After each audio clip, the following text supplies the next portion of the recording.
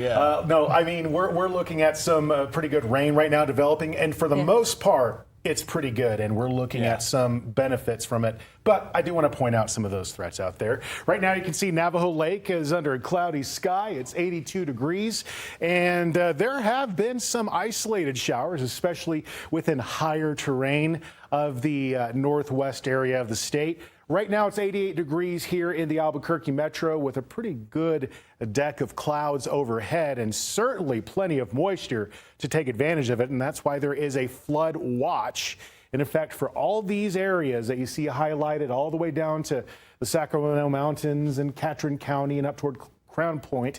And this does include also Albuquerque and Santa Fe till 10 o'clock tonight because of the potential slow storms and heavy rain. And we certainly are seeing some of that within parts of the state. Across the southwest, watching a good cluster of storms in Grant County to the north of Silver City. Ruidoso doing okay, but we are watching some very isolated showers within that area of the state. Plenty of isolated action to talk about in places like Lee County, and a good line of thunderstorms now prompting some flooding concerns from Santa Rosa down through Vaughn and into northern Lincoln County. But you can see that that line of storms kind of stretches all the way up to Springer, Wagon Mound, and Raton. I'm expecting that these are going to be moving slower than we've seen in the past couple days, and that's exactly where that flood threat will come from. And that's why the watch is going to remain in effect until 10 o'clock tonight. We're finally starting to see some isolated activity popping up around the metro.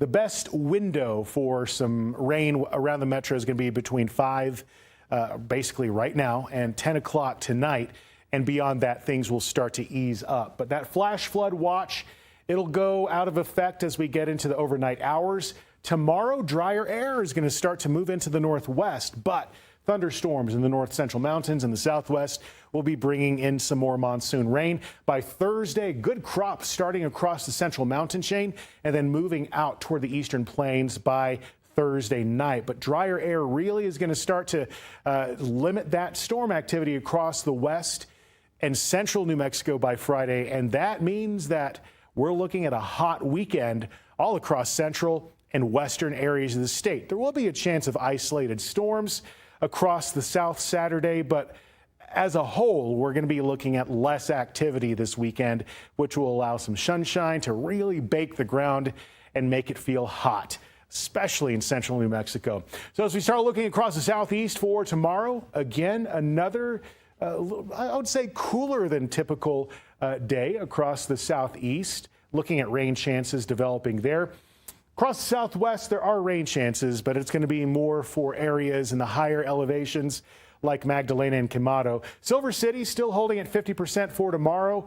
Roswell just looking at drier and hotter conditions into the weekend. Across northern New Mexico tomorrow, I'm anticipating that the storms will get going by mid-afternoon, but you can see it's going to be in the 80s and 90s for the most part. Some areas a little bit cooler like Mora. Out toward the northwest, very isolated chances for some storms, especially for talking Farmington. Only a 10% chance there with a very dry outlook as we get into the weekend. You can also see that for Las Vegas, we're going to be looking at about a 50% chance of isolated showers and thunderstorms tomorrow into Thursday.